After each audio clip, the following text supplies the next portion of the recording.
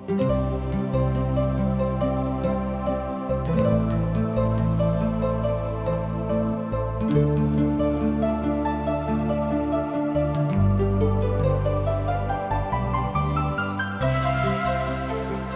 सब TWR India से प्रसारित कार्यक्रम जिंदगी के राह देखतनी। ई एगो सोचल विचारल ढंग से बाइबल की पुस्तकन का अध्ययन हवे। ए कार्यक्रम का उद्देश्य है कि संसार के बनावे वाले परमेश्वर की उद्देश्य के जानी और उनके इच्छा के अनुसार चल सकें। यही उद्देश्य के साथे हम ई कार्यक्रम आप खातिर हाजिर करतनी। कृपा करके देखी और सुनी ताकि परमेश्वर आपकी जिंदगी का रास्ता बतावे वाला ठहरस। ए अध्याय के मुख्य विषय है भ्रष्टाचार। पिछिलका कार्यक्रम में हम याकूब अर्थात इसराइल के सबसे छोट बेटा बिन्यामीन के गोत्र के दुष्टता के बारे में देख ले रही जा, और आज हम ओहनी के दंड के बारे में पढ़े जा रहल बानी। इसराइल में धार्मिक धर्म त्याग और भ्रष्टाचार के बारे में अध्ययन कल जाई और हम राज्य स्तर पर ओहनी के नाश होखला के बारे में पढ़े के। जब इसराइल के गोत्र लेवी के रखनी शरीर के टुकड़ा के एगो विशेष संदेश के साथ प्राप्त कैले त ऊ बिन्यामीन के गोत्र के विरुद्ध भड़क उठले और ओहनी के ई विश्वास भइल की व्यवस्था के लागू कइल बहुते जरूरी बा। अब तक ओहनी लोग व्यवस्था के ओर से लापरवाह रहे लोग, पर बिन्यामीन के आवारा कुछ नौजवान द्वारा कइल गइल दुष्टता ओकरा के चौंका दिहलस। आज हमनी के सामने समाज के दशा भी बढ़िया नहीं खे और हमनियों के कानून के अपनावे के जरूरी बा। तो एकरा बारे में जानकारी खातिर रउआ हमारा संगे देखत चलत चली। तो हमरा संगे न्यायों के किताब 20 अध्याय के 1 पद से लेके 23 पद तक रउआ अपना पवित्र शास्त्र बाइबल में देखी। अगर पवित्र शास्त्र बाइबल नहीं खे तो कान पाठ लगा के सुनी समझी और एकरा से आशीष पाई।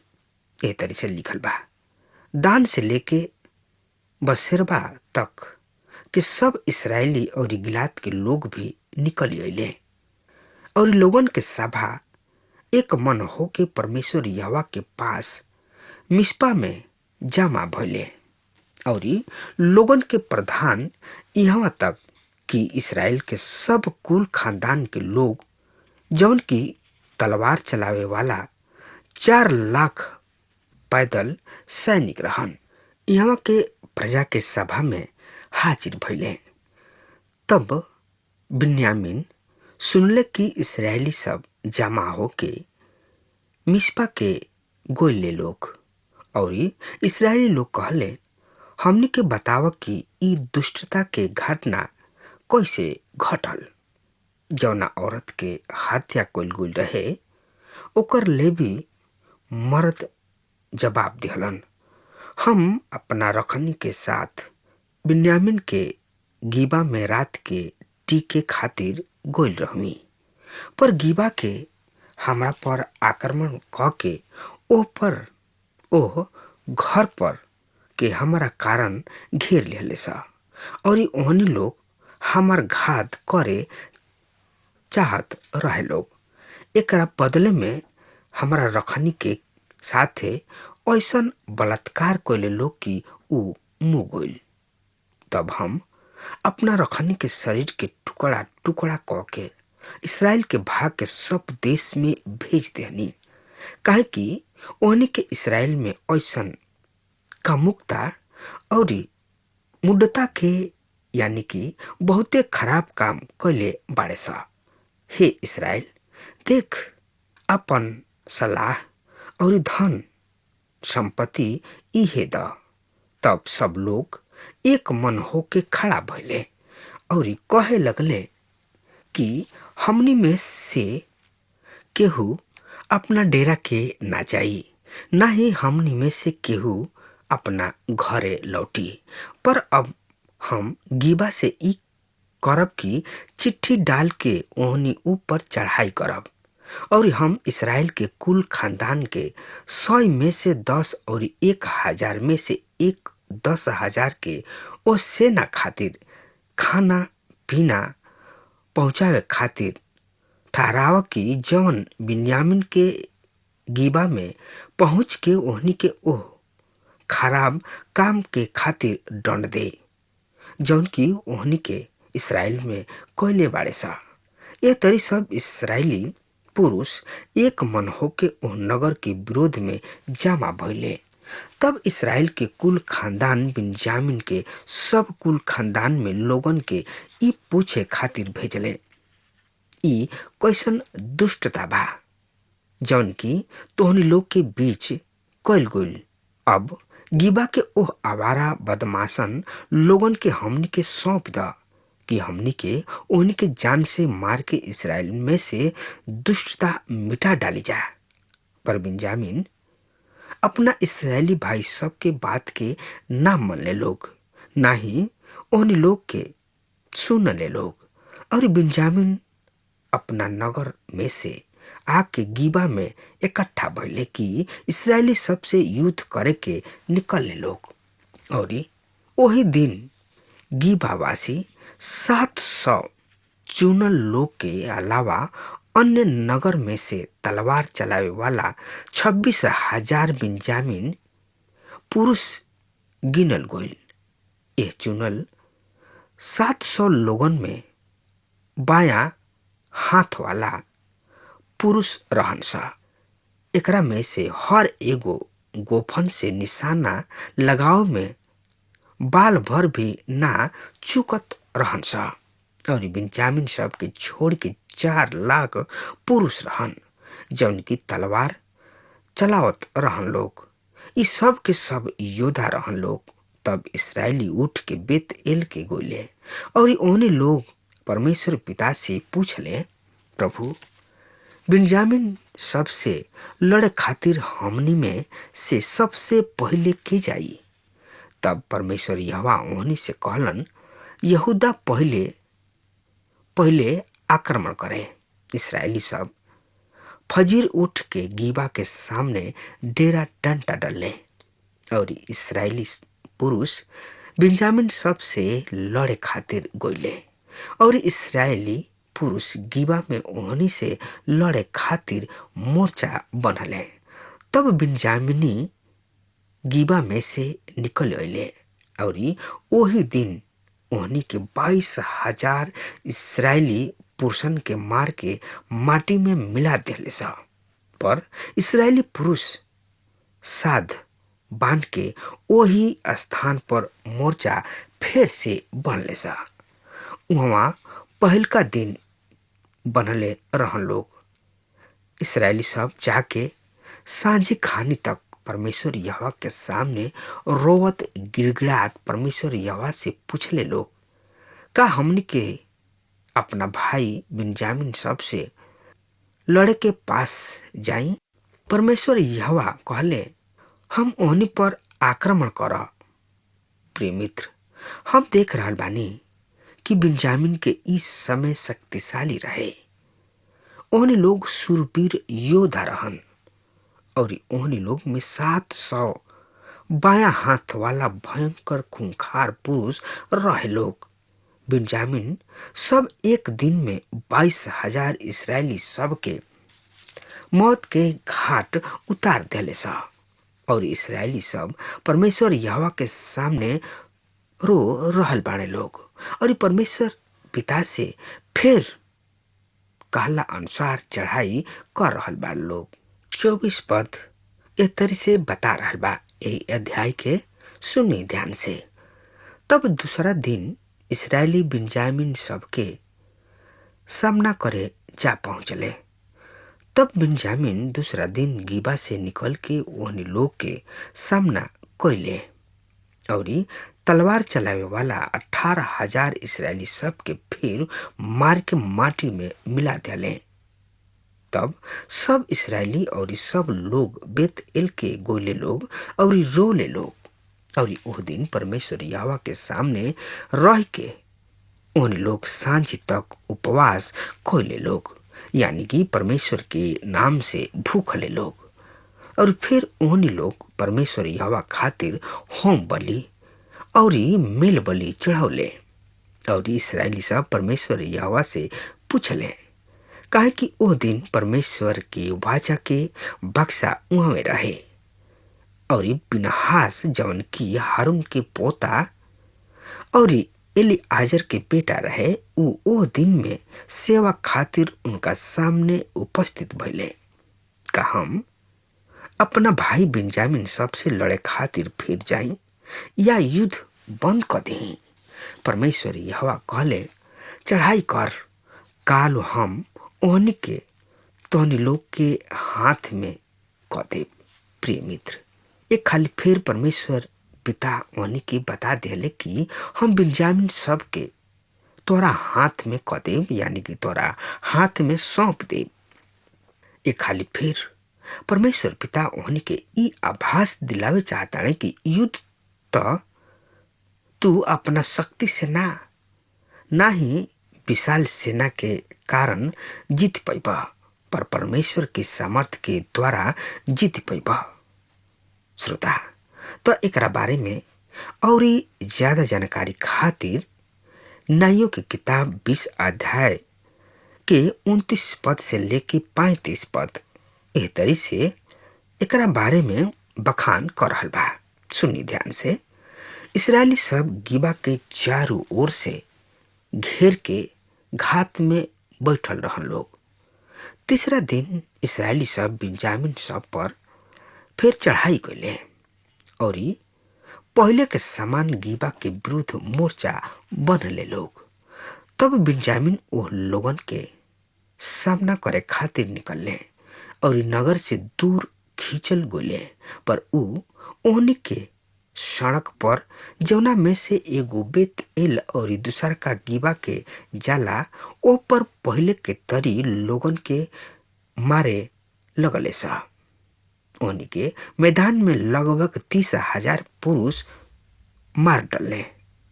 और बेंजामिन सब कहले, ओहनी के पहले के समान हमनी से मारल जा रहल बाड़े सा। पर इस्राएली लोग कहले, आवा हमनी के भाग जाई जा।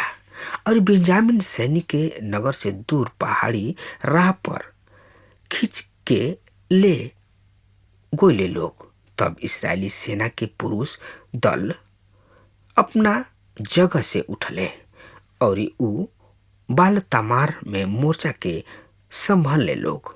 और जौन इस्राएली घात लगाए बैठल रहे लोग, उन लोग अपना स्थान से मारे गेबा से अचानक निकल पड़े। जब सब इसराइल के घटल 10,000 पुरुष गिबा के विरुद्ध अले तो घोर युद्ध भइल। पर बेंजामिन ना जानत रहे लोग की विनाश के घड़ी हमनी के ऊपर आगुल बा। तब परमेश्वर यहोवा बेंजामिन के इसराइल से हरवा दिहले।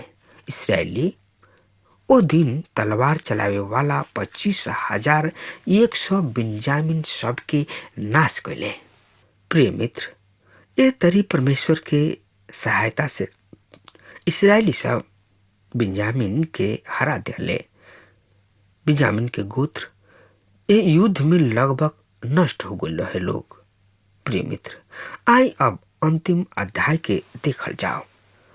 इसराइली गोत्र बेंजामिन के गोत्र के खातिर विलाप कर रहल बा और ओहनी लोग के बचावे खातिर उपाय खोज रहल बाड़े। तो एकरा बारे में जानकारी खातिर रोवा हमरा संगे न्यायों के किताब 21 अध्याय के 1 पद से लेके 12 पद के हम पढ़ रहल बानी। रोवा सुनी, ए तरी से लिखल बा। तब इस्राएली पुरुष मिस्पा में शपथ खा के कहले रहन, हमने में से केहू अपना बेटी के शादी बेंजामिन से ना करी। लोग बेत एल में अले और सांझी तक परमेश्वर के सामने बैठल रहे और फूट फूट के रोवत रहे और ऊ कहले, हे इस्राएल के परमेश्वर यहोवा, इसराइल में ऐसन काहे भइल कि इसराइल से एगो कुल मिट गइल। दूसर का दिन ऐसन भइल कि इसराइल से लोग भोर में उठ के वहां एगो वेदी तैयार कइले और होम बलि चढ़ावले। तब इसराइली सब कहले, इसराइली सब के कुल में ऐसन के बा जौन की परमेश्वर यहोवा के सभा में नइखे आइल, काहे कि ओहनी के ओकरा बारे में ई कह के शपथ खैले रहन कि जौन मिस्पा में परमेश्वर के पास ना आइले उ पक्का जानो मार डालल जइहे। और इसराइली अपना भाई बिन्यामीन के बारे में ई कह के उदास भइले, आज इसराइल में से एगो कुल कट गइल बा। अब जौन बच गइल बा लोग मेहरारू सब कहवा से ले आई, काहे कि हम तो परमेश्वर यहोवा से शपथ खैले बानी कि हम अपना बेटी सब के बियाह शादी ओहनी से ना करब। तब उ कहले, इसराइल के कुल में से के बा जौन की मिस्पा में परमेश्वर यहोवा किने ना आयल रहन। और देखो, याबेस गिलाद से कोनो भी छावनी के सभा में ना आयल रहन लोग, काहे कि जौन लोग के गिनती गिनले तो वहाँ याबेस गिलाद के केहू भी निवासी ना रहे।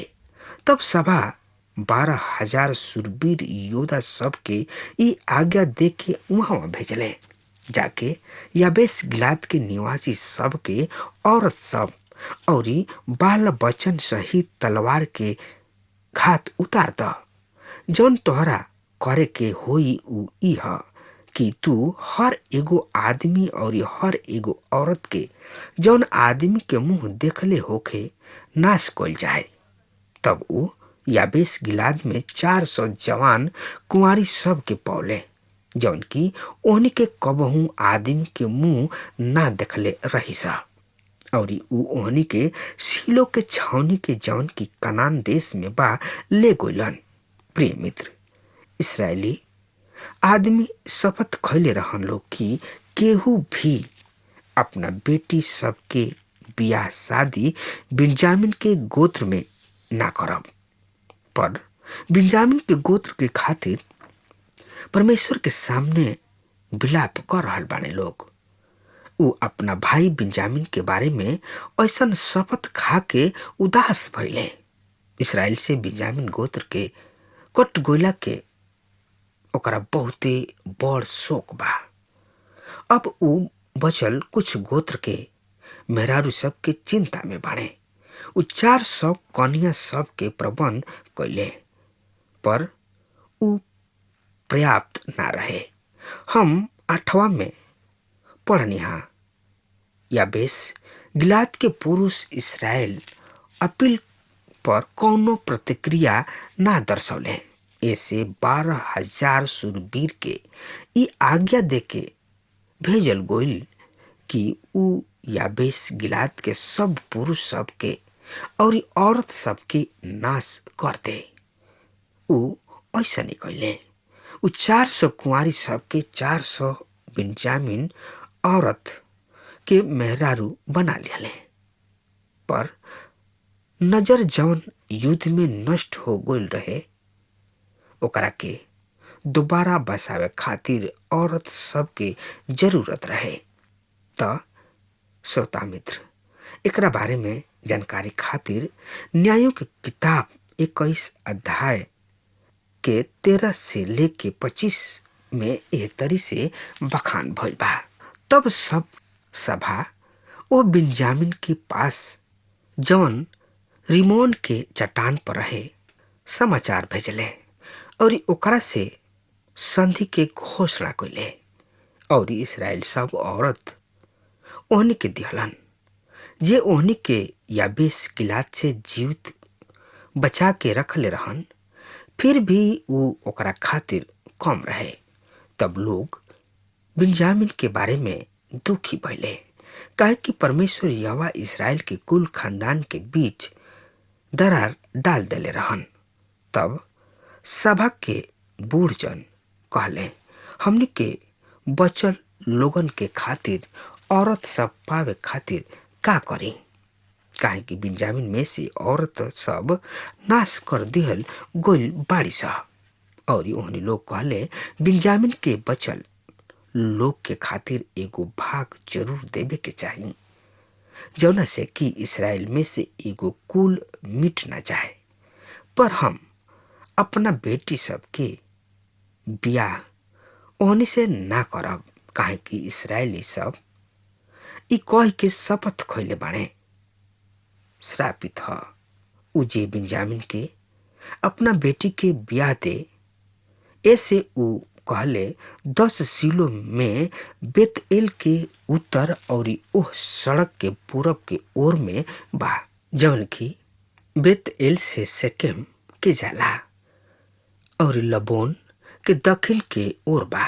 परमेश्वर यहोवा खातिर हर बरिस एगो पर्व मनावल जात रहे और उ बिन्जामिन सब के ई कह के आज्ञा दिले, जा और दाग के बगीचा में घाट लगा के बैठा और ध्यान से देखा। यदि सीलो के लड़की सब नाचे गावे खातिर आवे सा त ओकरा में से प्रत्येक दाग के बगीचा से निकल के सीलो के एक एक गो लड़की के आपन मेहरारू बनावे खातिर पकड़ ला और बिन्जामिन के देश में चल जा। फिर जब ओहनी के बाबू महतारी ओरहन लेके आई हैं, तब हम ओहनी के कहब, अपना इच्छा से ओहनी के हमरा के देता, काहे कि युद्ध के समय हम हर एगो बिन्जामिन पुरुष खातिर औरत सब के ना बचौनी और ना ही तू ओहनी के ब्याह में देले बड़ा। ना तो हम, दूसरा शब्द में एकरा कहल जाए, ना तो अब तू हूँ दोषी ठहरिता। बिन्जामिन असही कैले और अपना गिनती के अनुसार वो लड़की सब के जौन की नाचत गावत खानी पकड़ाइल रही सा ले अले लोग और ओहनी के मेहरारू बना ले लोग। तब वो अपना भाग के लौट गए और नगर के बसा के ओह में रहे लगले लोग। तब उस समय इसराइली वहां से विदा होके अपना अपना कुल के घराना के गोले और फिर वहां से अपना भाग के गोले लोग। वो दिन इसराइल में कोनो राजा ना रहे, प्रत्येक पुरुष उहे करत रहन जौन की ओहनी के नजर में ठीक पड़त रहे। प्रिय मित्र, ये तरी ई युग देश व्यापी भ्रष्टाचार तथा गड़बड़ी के साथ खत्म भइल और ई आखिरी पद इसराइल के दुखद स्थिति के चित्र के दर्शावता। प्रिय मित्र, अब हमार समय खत्म हो रहा बा, तब तक खातिर रउआ हमरा के आज्ञा दही। परमेश्वर रउआ सबके बहुत ही आशीष देस। आमीन। हमके विश्वास बा कि ई कार्यक्रम आप सब खातिर फायदेमंद सिद्ध भइल हुई। हम चाहतनी कि आप सब आपन आपन आशीष हमरों से बांटी। अगर आप सबके लगे बाइबल से चाहे आपकी निजी जिंदगी से क्यों सवाल होके चाहे क्यों समस्या खातिर प्रार्थना करावे चाहतनी तो हमारी फोन नंबर पर जरूर संपर्क करें। परमेश्वर आप सबके बहुत आशीष प्रदान करें और आज का दिन आप खातिर सुखद बनावे।